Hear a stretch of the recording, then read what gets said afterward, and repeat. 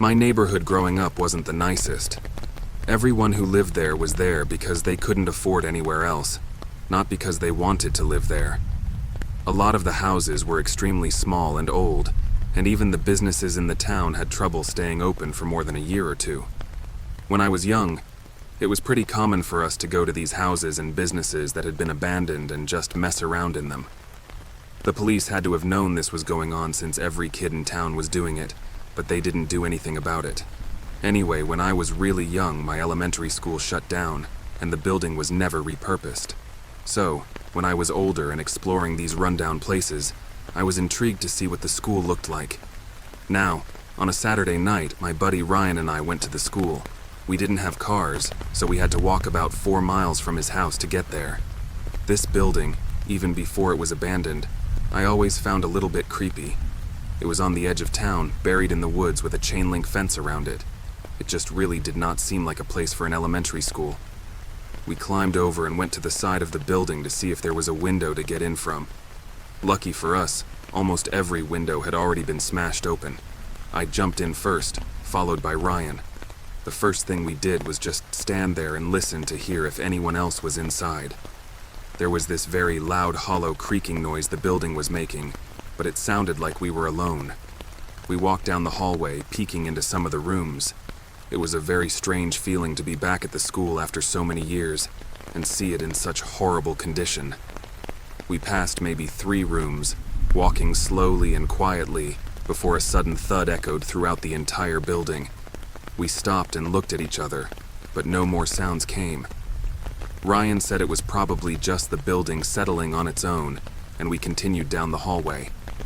A lot of the rooms were either empty or just had a bunch of chairs lined up in them, but nothing really interesting. That was until we got to the next hallway, deeper into the school. This hallway had chairs scattered throughout, blocking the way through. We had to push them aside just to get to the rooms.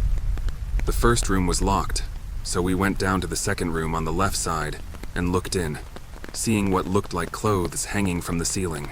I walked in and looked at it, unsure why or how those got there. After a moment, I wondered why Ryan hadn't said anything, and if he was seeing what I saw.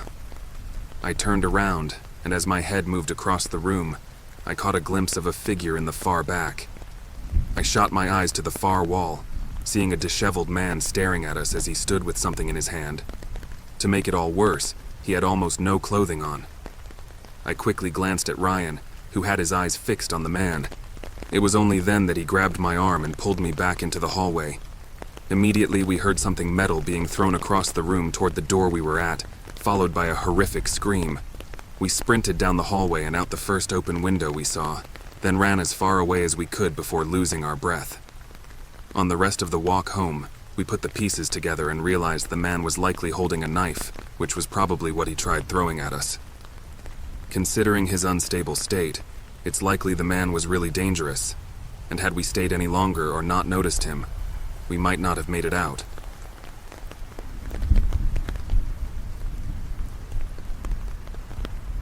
When I was a kid, between the ages of 14 to 16, me and my friends were really into hanging out anywhere other than our houses.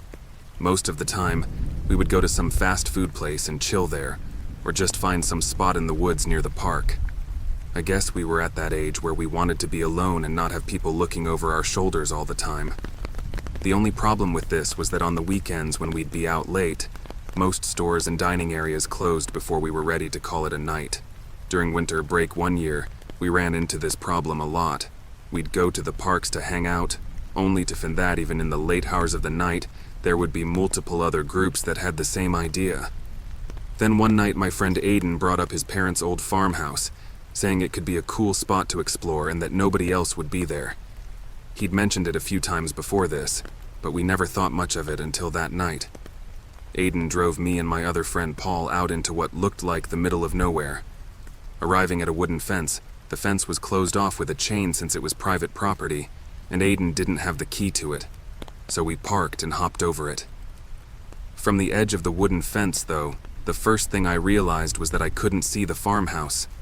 Yeah, it was dark out, and there were no lights anywhere, but I couldn't even make out the shape of the house in any direction.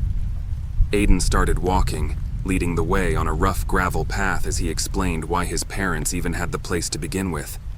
He said it was his grandparents' farmhouse, but when they died, they passed it down to his parents.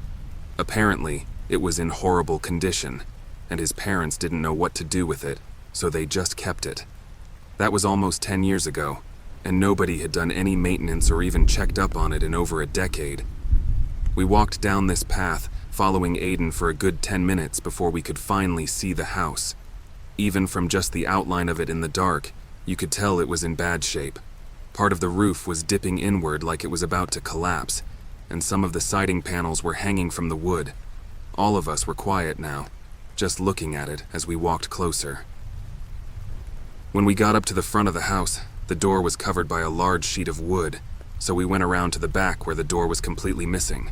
We each turned on our phone flashlights and stepped inside. Surprisingly, the place wasn't really trashed like we thought it'd be. Most of the furniture and stuff didn't seem to have been moved very much. It was extremely dusty though, and our phone lights were not the best, so maybe it just looked better than it was. We split up after a minute, just walking around the first floor and looking. I entered a hallway on the left side of the house and began walking down when suddenly, someone walked past the end of the hallway. I froze, and out of panic I called out, "Aiden," as if it was maybe him, but I already knew it wasn't. The man I saw, although it was dark, was much taller and thinner than either of my friends. I stepped back and started to go where I'd last seen the two of them when I turned around the corner and held up my light. Both Aiden and Paul were standing in the middle of the room, looking away from me. I stepped into the room and looked where their lights were pointing. At the edge of the light, the man was standing and staring right back at them. It was like they were all frozen in fear, unsure of what to make of the situation. "Guys, let's just leave," I said shakily, but trying to act calm so the guy didn't do anything. But that must have triggered everyone's reactions because suddenly we were all sprinting to the back door and running out into the open field. I can't even say for sure if the man chased us out, but Aiden says he was confident he heard footsteps right behind him. We pretty much ran straight back to the car and drove off, not taking any more risks. I think we can all assume that the man was just a squatter or homeless person defending the place he calls home, but without a good look at him, it's hard to say for sure.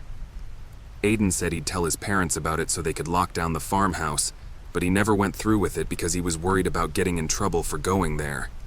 Whatever happened that night remains the most horrifying experience I've had, and if Aiden was right and the man was trying to chase us, then we got really lucky to have all gotten out unharmed.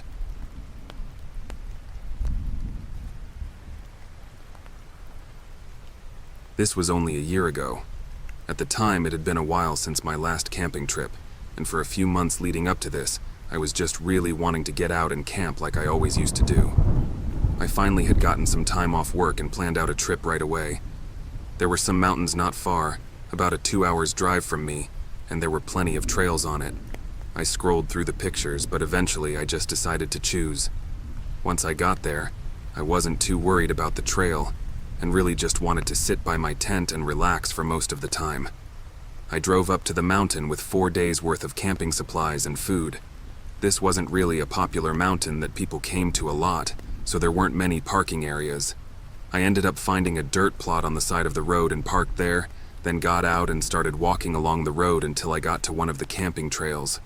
On the very detailed map, it showed that the trail went a few miles into the forest and up the mountain, then split into 3 different paths that led to camping spots. I figured this would work, so I started the hike. It took just under 2 hours to get to the 3 paths. I saw no difference, so I just went with the left one. About 30 minutes later, I came up to the camping grounds. All it was an open area with fewer trees. Nobody else was there, and it didn't exactly look like anyone had been there in a long time. Everything had grown over to the point where if there wasn't a direct path leading to this place, it would just look like any other spot in the forest. I tossed my bags down by one of the trees and built up my tent, then sat on a log and ate my lunch. After that, I kind of just sat there, writing in my journal and listening to the birds. Once the sun was starting to get lower, I had to get a fire going to keep me warm. So, I got up and walked around the perimeter of the camping grounds to find sticks to use. But not too far from my tent, I found something strange. A path leading off into the woods. Not a regular trail, though. This was very clearly a footpath formed by someone walking that same route over and over. Usually these types of paths grow over quickly when not used. So, the fact that it was so clear and noticeable was odd. I finished collecting sticks and prepped the campfire. But something about that path made me feel uneasy, and I just wanted to check what it was before camping the night. Right next to it, I grabbed my bag and started following the thin path. The more I walked on it, the more sure I was that someone was here recently. After a 15-minute walk, I reached the end out in the woods. Just beyond the path, there was a small cabin. It looked like it was decaying and abandoned.